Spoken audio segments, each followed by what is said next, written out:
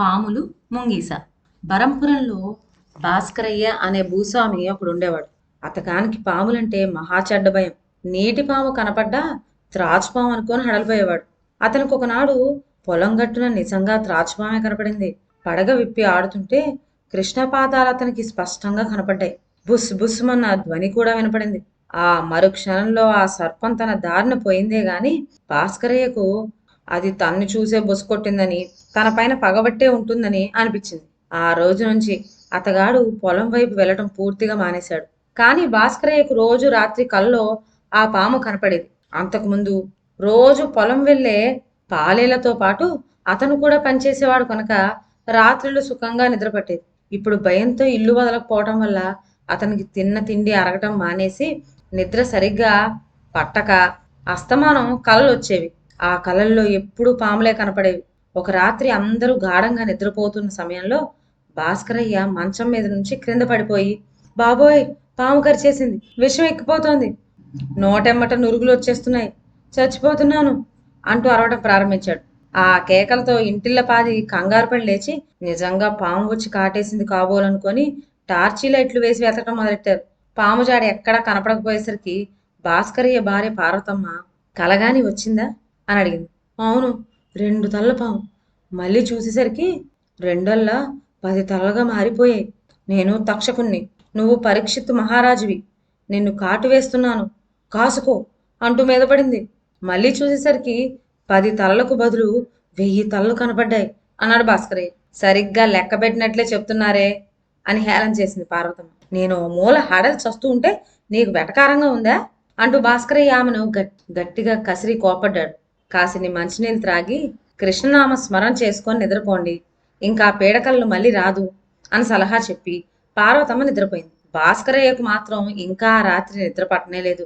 ఇలాగ రోజు నిద్ర పట్టకపోతే ఆరోగ్యం చెడిపోతుందని భయం వేసి పార్వతమ్మ భర్తతో పరంజ్యోతి గారి వద్దకు ఒకసారి వెళ్ళి మందు పుచ్చుకోండి అని పంపింది. బరంపురంలో పరంజ్యోతి చాలా గొప్ప డాక్టర్ అని పేరు సంపాదించాడు. ఆయన ఇంగ్లీష్ వైద్యం, హోమియోపతి వైద్యం, యునాని, ఆయుర్వేదం మొదలైన వైద్యాలన్నీ చేయగలడు. ఆయనకు మంత్రశాస్త్రం, భూత వైద్యం కూడా తెలుసు. ఆయన భాస్కరయ్య చెప్పుకున్నదంతా విని రేపు సాయంకాలం మళ్ళీ ఒకసారి రండి, అప్పటికీ మందులు సిద్ధం చేసి ఉంచుతాను అన్నాడు. ఆ తయారైన మందు ఏదో తెచ్చుకుందామని భాస్కరయ్య మర్నాడు పరంజ్యోతి గారింటికి వెళ్ళాడు. ఆయన 3 పొడుగు, జానెడు వెడల్పు, అంత ఎత్తు ఉన్న ఒక అట్టబెట్టను భాస్కరయ్య ముందు పెట్టాడు. పెట్టే మూత ఊడి రాకుండా ట్వైన్ ద్వారం ముడివేసి ఉంది. విప్పడానికి వీలు లేకుండా ఆ ముడిపైన లక్కసీలు వేశాడు. ఏమిటి బాబు ఇది అని అడిగాడు భాస్కరయ్య. పెట్టెని పట్టుకు చూడు, నీకే తెలుస్తుంది అన్నాడు డాక్టర్ గారు. భాస్కరయ్య పెట్టెని ఎత్తి ఎత్తడంతో దానిలో ఒక వైపు నుంచి రెండో వైపునకు ఏదో పరిగెత్తున్నట్టు అలగిడైంది. భాస్కరయ్య ఉలిక్కిపడి దీనిలో ఏదో కదులుతుంది అన్నాడు. ఏదో కాదోయ్, ముంగిస. ఈ పెట్టెని తీసుకుపోయి ఈ రాత్రి నుంచి మంచం కింద పెట్టుకొని నిద్రపో. ఇంక నీకు పాముల పీడ ఉండదు. పెట్టెను మాత్రం తెరవకూడదు, తెరిసావా ముంగిస పారిపోయి మళ్ళీ పాములు వస్తాయి అన్నాడు పరంజ్యోతి గారు. తెరవకూడదనే తాడు కట్టి లక్కముద్ర వేశారన్నమాట. ఎందుకు తెరుస్తాను లేండి. అవును గాని ఒక సందేహం పీడిస్తుంది. పెట్టెను తెరవకపోతే ముంగీసకు ఆహారం పెట్టడం ఎలాగా అన్నాడు భాస్కరయ్య. తెలివైన ఈ ప్రశ్నకు ఆ ఏర్పాట్లన్నీ నేను దానికి పెట్టెలోనే చేసి ఉంచాను అని చెప్పి పరంజ్యోతి గారు భాస్కరయ్యను పంపేశాడు. ఆ ముంగీస ధర్మమా అంటూ భాస్కరయ్యకు ఆ రాత్రి బాగా నిద్రపట్టింది. నాటి రాత్రి కూడా కల వచ్చి కలలో నాగుపాములు వచ్చాయి. కానీ వెంటనే పెట్టెలో నుంచి ముంగిస ఎలా బయటపడిందో కానీ ప్రత్యక్షమై ఒక్కొక్క నాగునే పట్టుకు చీరేసి తినేసింది. కలలో వచ్చే సర్పాలన్నీ రోజు రోజు ఈ విధంగా ఆ ముంగీస వల్ల సంహరింపబడ్డం చేత కాబోలు. ఒకనాటి రాత్రి స్వప్నంలో భాస్కరయ్యకు ఒక్క పాము కూడా కనపడలేదు. భాస్కరయ్య ధాన్యం అమ్మిన బాపతున సొమ్ములో నుంచి ఒక 100 రూపాయల కాగితం తీసుకొని ముంగిసి పెట్టెను చంకర పెట్టుకొని పరంజ్యోతి గారి దర్శనానికి వెళ్ళాడు. అతడు నమస్కార పూర్వకంగా అర్పించుకున్న ఆ నోటును డాక్టర్ గారు మడిచి జేబులో పెట్టుకుంటూ, నీకిప్పుడు బాగా నిద్రపడుతోందా, కలలో పాములేమీ బాధించడం లేదు కదా అని అడిగాడు. లేదండి అన్నాడు భాస్కరయ్య కృతజ్ఞత కనబరుస్తూ. ఈ పెట్టెను కూడా తెచ్చావెందుకు అన్నారు డాక్టర్ గారు.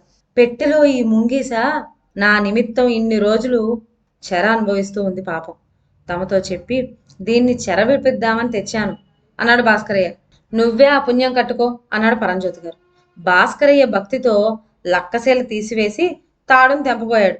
దాని మూలాన పెట్టె కదిలి లోపల అటునుంచి ఇటు ఇటునుంచి అటు గబగబా కదులుతూ ఉన్న చప్పుడైంది. ఎప్పుడు బయటపడదామా అన్న తొందరలో ముంగిస పెట్టె లోపల ఉరుకులు వేస్తూ ఉందండి అంటూ భాస్కరయ్య పెట్టె మూతను తీసి ముంగీస మీద పడుతూ ఉందని బెదురు చేత కాబోలు కొంచెం దూరంగా వెళ్ళి నిలబడ్డాడు. ముంగీస కాదు కదా. పెట్టెలో నుంచి ఒక్క చీమ కూడా పైకి రాలేదు. ఏమైంది బాబు ముంగిస అన్నాడు ఆశ్చర్యంగా భాస్కరయ్య. భాస్కరయ్య మెల్లగా చప్పుడు చేయకుండా పెట్టె వద్దకు వచ్చి తొంగి చూశాడు. పెట్టెలో ఒక మూల వెలక్కాయంత రబ్బరు బంతి ఒకటి కనపడింది. భాస్కరయ్య ఆశ్చర్యంతో, అయితే డాక్టర్ గారు, పెట్టెలో అటునుంచి ఇటు ఇటునుంచి అటు ముంగీస పరుగులెడుతుందని అనుకున్నాను. ఇప్పటి వరకు ఇటు అటు దొర్లుతూ చప్పుడు చేసింది బంతేనా అన్నాడు. అవును అన్నారు చిరునవ్వు నవ్వుతూ పరంజ్యోతి గారు. అంతా మాయే అన్నమాట అన్నాడు భాస్కరయ్య నివ్వెరపోతూ. కలల్లో కనపడే పాముల్ని చంపటానికి ఈ కళ్ళ ముంగిసను నేనే కల్పించాను మరి. అలాంటి పాముల్ని చంపడానికి మామూలుగా ఉపయోగించే కర్రలు అవి పనికిరావు. అందుకోసమే శక్తివంతమైన ఈ గమ్మత్తు ముంగిసను సృష్టించవలసి వచ్చింది అని చెప్పారు పక్కపక్క నవ్వుతూ పరంజ్యోతి గారు. నాటి నుంచి భాస్కరయ్యకు పాముల గురించిన భయము, భ్రాంతి వదిలిపోయినాయి. రాత్రిళ్ళు హాయిగా నిద్రపోయేవాడు. ఇదండి వాటి కథ. మరొక మంచి కథతో నెక్స్ట్ వీడియోలో కలుద్దాం. అంతవరకు సెలవు. నా ఛానల్లోని కథలు మీకు నచ్చినట్లయితే నా ఛానల్ను లైక్ చేసి సబ్స్క్రైబ్ చేయండి. షేర్ చేయడం మర్చిపోవద్దు. కొత్త కథ నోటిఫికేషన్ కోసం బెల్ ఐకాన్ ప్రెస్ చేయండి. Thank you.